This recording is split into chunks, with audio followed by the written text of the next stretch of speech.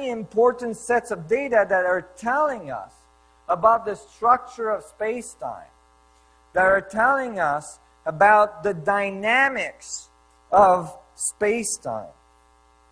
In 1972, Carl Sagan and a bunch of other astrophysicists figured, well, we've got the Arecibo radio telescope all set up now, so let's go out there and write a code and send the strongest signal ever sent into space so that we could, like, reach out to those people out there in the galaxy. Maybe they can capture this code and then send a reply. Now, that would still take hundreds and hundreds of years for that to happen, but it was worth at least doing it. So what they did is they got together and they figured, okay, what kind of simple code can we write? And obviously that's a binary code. And if you did a punch card of this code, it would look like this. And it says that we're made out of carbon. It says this is our table of elements. It says that's our DNA structure. And it says we have a small head, a big body, and we live on the third planet from our sun. And this is the technology we're sending this with, which is the symbol for a radio telescope. Well, nothing happened, obviously, because it would take hundreds of years for that to come back. But that's assuming that they're way out there. If they are close to us, orbiting, you know, in our solar system, they would have got it very, very quickly. In any case, it wasn't until 2001, I believe, that the reply came back. Did you know that we had been talked to directly? Well, right beside a radio telescope that's typically hired by SETI to listen for extraterrestrial signals, a crop circle occurred in the middle of the night, right across from the highly secured gate, which has guards and infrared cameras and everything. And this crop circle came together, this reply punch card came together with a mugshot. Right? They thought we'll give them a little bit more than a binary code. This crop circle structure is very complex, not very easily hoaxed at all. If you look at the way the hay is woven into the field, it's very complex, very difficult to reproduce in order to get this face structure in it viewed from above. And as well, nobody saw anything there, and you know, certainly there's security. And the reply is pretty straightforward, binary code. Now, when the binary code was decoded, it said something a little different from ours. It said that they were made out of carbon and silica. So that's interesting. There's been you know, people have been talking about becoming the crystal being, or, you know, I talk about human beings as biocrystals all the time. But what is important here is what I found interesting is that since then, this data that has come out that says that, in fact, it's not quite accurate to call ourselves carbon life. Because when you look into the fluids inside cells and inside the nuclei of cells, you find that there's actually more silica than previously believed, a lot more.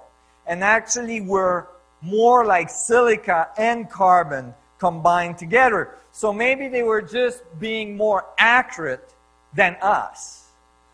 And here they talk about their table of elements, which is very similar. And then their DNA seems to have one more strand to it. They have a big head, a small body. They live on 3 of the planets in their solar system, and the third one has 4 moons. And this is the technology that they're sending this with. And I mean, this should have made the 5 o'clock news. But it didn't. And, you know, it's interesting that the SETI comments on this was, well, you know what? The radio telescope was right beside it. So why didn't they just send a radio signal? Right? And if this is true, why didn't they just send a radio signal? And my reasoning for that, my answer to that is that, well, maybe they wanted the rest of the world to have the information. Because if they would have sent a radio signal, I assure you that stuff would have not made it on the local radio station. So this is really first contact. This is them talking back. Are we listening? Well, interestingly, when I looked at the bottom of that punch card, I was very, very intrigued, going, well, what is that technology down there? I'd like to know. Maybe it works with what I'm doing. And sure enough, you see, but you can't do anything with it because it's so low resolution. The code is so simple. So I couldn't really do anything with it. And then it was found that the exact same field in England, a year prior to this card, this punch card appearing in it, across the same radio telescope, they had given us the answer to what's at the bottom of the punch card. The exact same geometry. They had given the answer before we asked the question. The same radio telescope with the same security guards and all this. They didn't see nothing. And this, again, is a beautiful fractal division of space based on tetrahedral arrays. Again, here we see singularity, boundaries formation, and then duplication of the boundaries with radial expansion in a tetrahedron array.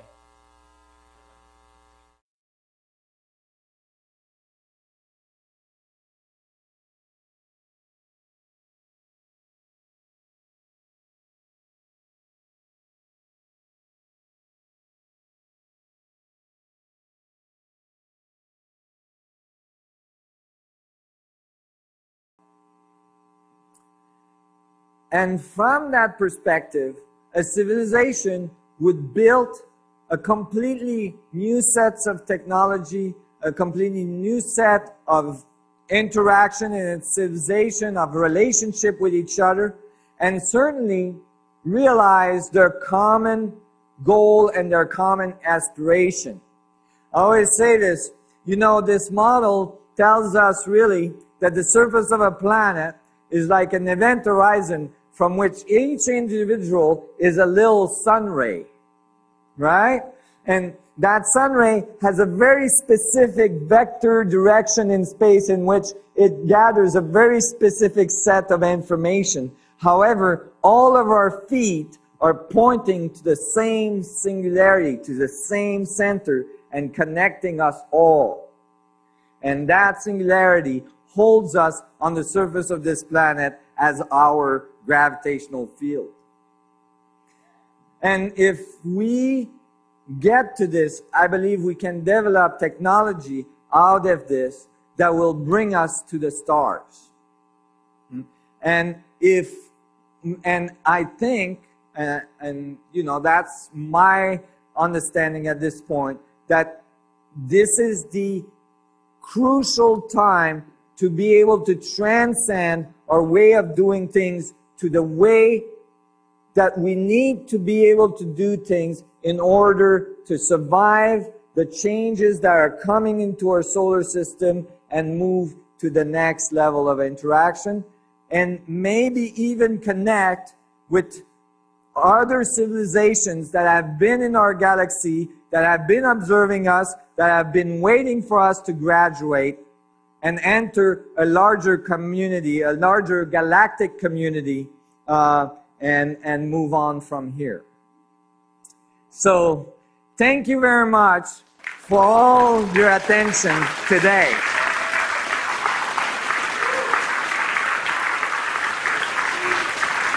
Thank you. Thank you very much. Thank you.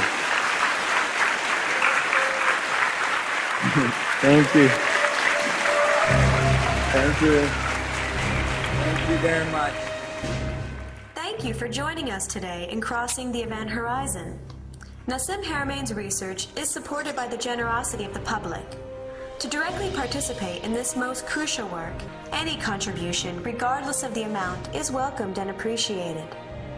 You may also make your contribution to us by visiting the Resonance Project Foundation website at www.theresonanceproject.org or by sending your tax-deductible contribution directly to the Resonance Project Foundation, P.O. Box 390566, Keoho, Hawaii 96739. We also welcome your talents and specialized skills of all kinds. See our website for more information on how you can stay involved. Thank you for continuing to spread the word about this exciting work and recommending this DVD to your friends and family. Be sure to watch the special features portion of this DVD.